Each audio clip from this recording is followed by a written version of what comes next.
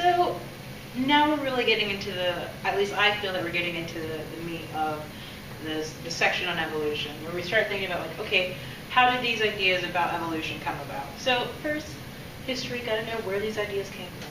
With the history of evolutionary thought, first we have this guy, Jean-Baptiste Lamarck, who lived 1744-1829. He had three main ideas, which were, first, organisms desire change to better themselves. It's like, oh, like if I'm a giraffe, oh man, I want a long neck so I can reach those leaves that are at the very, very top of that tree and I will be fed. The law of use or disuse. He also believed, like, okay, either you lose it or you lose it. So like in the case of, I don't know, maybe the ancestors of your snakes, they had the feet and they didn't use the feet, so they lost the feet. There's an example. Might be a bad example, but example nonetheless. And then there's the inheritance of acquired traits. So it's just like, okay, over time, maybe like one individual like acquired a certain trait. Like it would be to say, let's say your dad was like a track star way back in the day.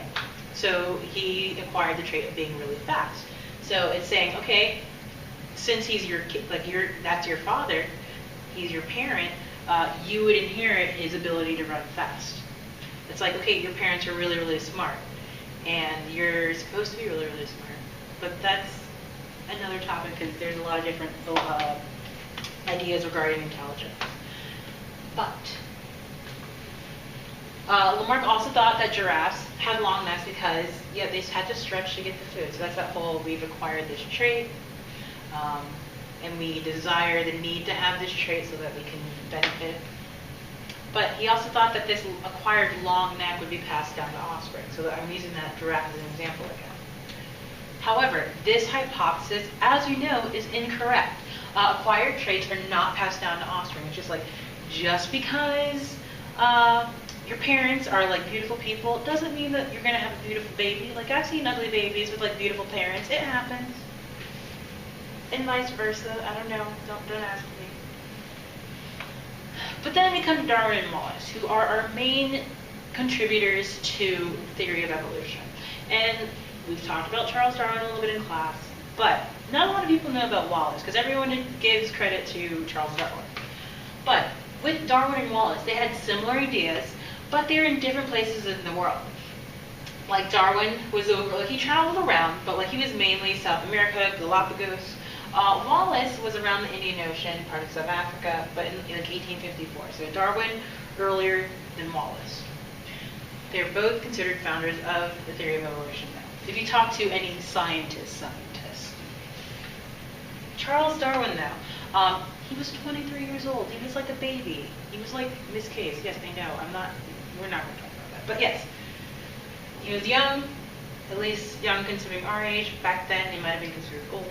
People that live as long. But he studied and collected specimens from all over the world. He went to the Galapagos, which is where a lot of his really, like the hardcore evidence, whenever you hear about evolution in class, whether it be high school, college. We also talk about his trips to the Galapagos. So he was a ship's naturalist. He was actually supposed to be a priest, but his dad kind of like stuck him on this boat and was like, you're going and doing this. But kind of benefited us because now we know all this information about, we have all this evidence for evolution. But Darwin, he recognized that populations over multiple generations, like it's not like, okay, from one generation to the next. It's like you might have like 5, 10, 20, 30 different generations. But the populations respond to changes in their environment. And the notorious finches. Finches are always mentioned with Darwin. He looked at beak size, and he studied that out, like there's a different species of finches, and he noticed that depending on their beak shape, they had a different food type.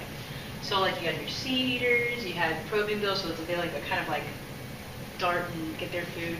You have grasping bills, you had the parrot-like bills. So depending on where they lived, what they ate, they had a different bill shape. Then you have Alfred Russel Wallace, who also the beard and the white hair and the typical like, oh, I'm a scientist, I'm going to think old white guy. He was also voyaging around, traveling, and he noticed a lot of things that were very similar to what Darwin said. He sent a message to Darwin and said, hey,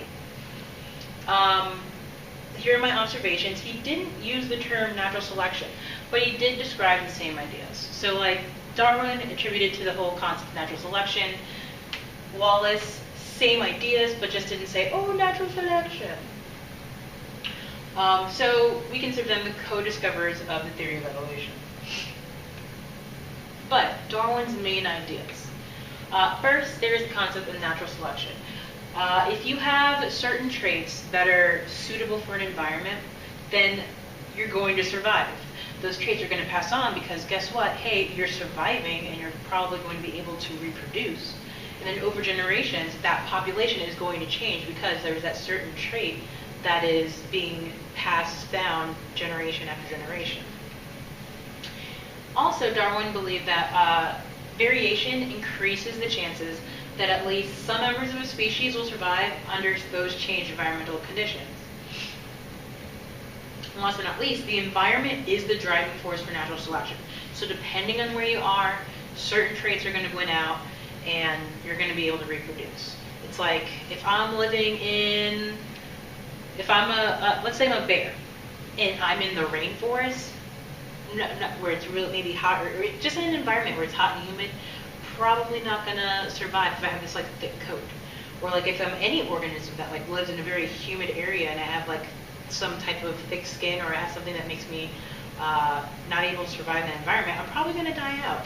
But like if I have same individuals or a couple of individuals of that population that are suited for that environment, they're going to be able to survive, reproduce, pass on that trait generation after generation. So it's all about the environment.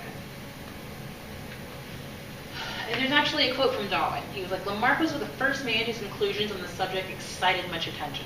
Because honestly, if it wasn't for Lamarck and his ideas of, oh, well, giraffes have long necks because they need to reach the leaves at the top of a tree, would we ever bother with natural selection and how people acquire traits and how those traits get passed on over time? Probably not.